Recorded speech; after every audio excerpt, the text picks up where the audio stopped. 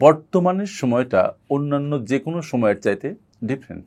পরিবর্তিত পরিস্থিতিতে ছেলে মেয়েদের মধ্যে সচেতনতা যেমন বৃদ্ধি পেয়েছে, ক্ষমতা বৃদ্ধি পেয়েছে, তাদের কাজ করার দক্ষতা বৃদ্ধি পেয়েছে। ইয়াং ছেলেমেয়েরা চাইলে এখন এই দেশেই অনেক কিছু করতে পারে এবং আলটিমেটলি তারা করে দেখিয়েছে।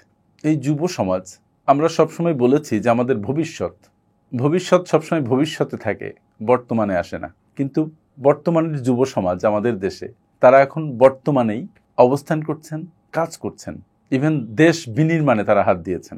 দারুণ একটা পরিবর্তন হয়েছে। এই পরিবর্তনের হাওয়া কোথায় যেয়ে ঠেকবে, দেশের প্রকৃত উন্নয়নে কতটুকু কাজে লাগবে, সেটা এখনই বলা যাচ্ছে না, সেটার জন্য সময়ের প্রয়োজন। তবে একটা জিনিস আমরা বুঝেছি যে ছেলে মেয়েদের আমরা যতটা ছোট মনে করি, আমরা যতটা তাদেরকে মনে করি যে তারা খুব বাচ্চা, এই ব্যাপারটার একটা পরিবর্তন ইতিমধ্যেই আমরা দেখতে পেয়েছি। তারা যদি সঠিকভাবে চায় এবং সঠিক গাইডেন্স যদি পায়, তারা মিরাকেল ঘটাতে পারে। কিন্তু দুটো বিষয়, একটা হচ্ছে তাদেরকে চাইতে হবে এবং সঠিক গাইডেন্স পেতে হবে, ভুল গাইডেন্স নয়। যদি ভুল গাইডেন্স হয় তাহলে এই যুব সমাজ তাদের জন্য এবং দেশের জন্য ভয়ঙ্কর ক্ষতিরও কারণ হতে পারে।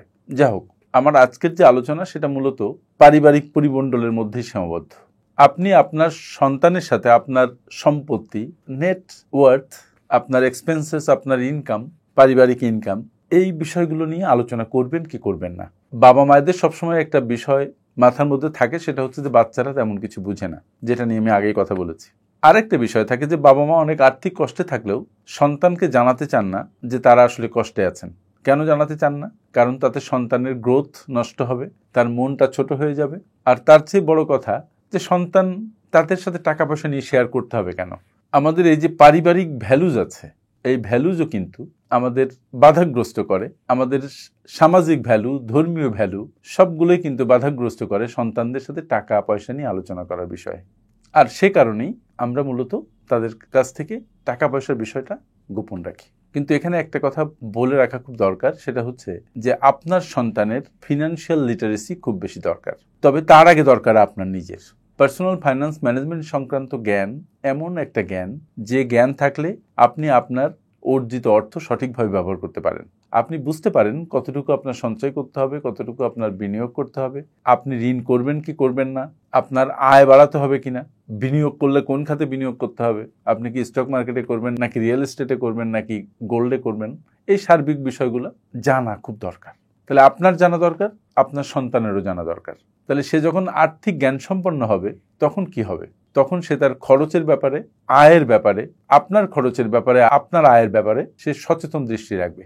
একটা মজার বিষয় হচ্ছে, একটা পরিবারের 60 থেকে 70% খরচ হয় হচ্ছে মূলত বাচ্চাদের জন্যে, বাচ্চাদের দ্বারা, বাচ্চাদের ইনফ্লুয়েন্সে অথবা বাচ্চাদের কারণে। তাই যখন তারা আর্থিক বিষয় সম্পর্কে জ্ঞান সম্পন্ন হবে, যখন তারা এই বিষয়টা বুঝতে পারবে, তখন তারা অযাচিত খরচ থেকে নিজেদেরকে দূরে রাখার চেষ্টা করবে।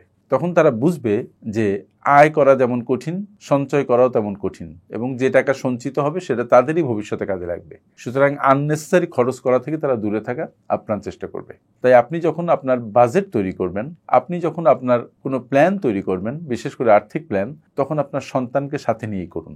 সে জানুক যে একটা পরিবার যদি বাজেট করে চলে তাহলে তার যে পরিমাণ খরচ হয়, বাজেট না করে চললে তার খরচ হয় 15 থেকে 20% বেশি। এবং আপনি এই যে হ্যাবিটের মধ্যে দিয়ে তাকে নিয়ে যাবেন, সেটা তার জীবনে, অর্থাৎ সে যখন তার জীবন পরিচালনা শুরু করবে, সে যখন পরিবারের কর্তা হবে, তখন আপনার এই শিক্ষা তার জন্য খুব বড় ব্লেজিং হয়ে দেখা দিবে। আর সেজন্য সন্তানের সাথে আপনি আপনার আর্থিক বিষয় শেয়ার করবেন। তবে এমন যদি হয় যে আপনার অনেক টাকা আছে এবং যে টাকার খবর আপনি আপনার সন্তানকে জানাতে চান না, সেটা নাও জানাতে পারেন। কারণ এটা সত্যি, একটা ইয়াং ছেলে বা ইয়াং মেয়ে যখন জানবে যে তার বাবার প্রচুর লিকুইড অ্যাসেট আছে, তার বাবার অনেক সম্পত্তি আছে, তখন তার কর্মবিমুখ হয়ে যাওয়া এবং পড়াশোনায় খারাপ করার একটা সম্ভাবনা তৈরি হয়ে যায়। কারণ যদি কারোর কোনো লক্ষ্য না থাকে সামনে, বা কোনো ড্রিম না থাকে বড় হবার, তাহলে সে বড় হতে চায় না। তার মধ্যে ওই বড় হওয়ার যে টেন্ডেন্সি, সেটা কমে যায়। তাই আপনার যে সম্পদ তার সামনে প্রকাশ করতে চান না, সেটা না চান,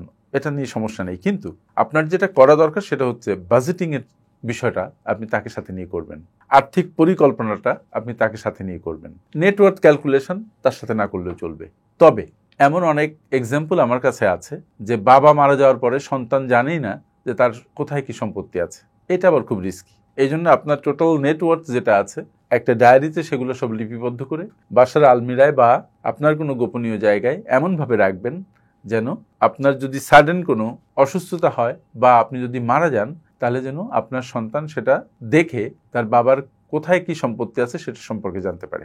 নচেত আপনার সন্তান আপনার সম্পত্তি থেকেই বঞ্চিত হবে, সেটা নিঃসন্দেহে আপনি চান না। তাই যদি সাম আপ করি তাহলে বিষয়টা দাঁড়ায় এরকম যে আপনি আপনার সন্তানকে আর্থিক লিটারেসি দেবেন, তার আগে আপনি নিজে আর্থিক ম্যানেজমেন্ট সংক্রান্ত জ্ঞানে নিজে সমৃদ্ধ হবেন। পারিবারিক বাজেটের সময় আপনি আপনার সন্তানকে নিয়ে বসেই করবেন, পরিবারের সব সদস্যরা বসেই করবেন, আর্থিক পরিকল্পনাও করবেন পরিবারের সদস্যরা মিলে। তাতে যেটা হবে সেটা হচ্ছে আপনার সন্তান অতিরিক্ত খরচ থেকে আপনাকে বাঁচাবে, নিজে বুঝতে পারবে যে অযাচিত খরচ করা উচিত নয় এবং সেভিংসে ফোকাস করা উচিত, ইনকামে ফোকাস করা উচিত। দেখা গেছে যেসব পরিবার তার সন্তানদের সাথে রেখে বাজেটিং করেছে, আর্থিক পরিকল্পনা সাজিয়েছে, তারা যারা করে নাই তাদের চাইতে অনেক বেশি সফল হচ্ছে আর্থিকভাবে এবং তাদের সন্তানেরা অনেক বেশি সচেতন হচ্ছে। মানি ম্যাটার সম্পর্কে তারা খুবই কেয়ারফুল থাকছে, যেটা পরিবারে একটা পজিটিভ আবহ তৈরি করছে, পরিবারের উন্নতিতে একটা সহায়ক ভূমিকা পালন করছে। সুতরাং আমি বলবো আপনিও আপনার আর্থিক বিষয়াদি, বিশেষ করে বাজেটিং, আর্থিক পরিকল্পনা, এগুলো বিষয় আপনার সন্তানের সাথে শেয়ার করুন, তাকে আর্থিক জ্ঞানে ঋদ্ধ করুন। আমার সাথে এতক্ষণ থাকার জন্য অনেক অনেক ধন্যবাদ। আপনারা যারা বিশ্বমানের project profile, company profile, project feasibility, market survey, business and marketing plan এবং ওয়েবসাইট তৈরি করতে চান, তারা আজই যোগাযোগ করুন আমাদের সাথে। FinPower Leadership International, a finance and business consulting farm.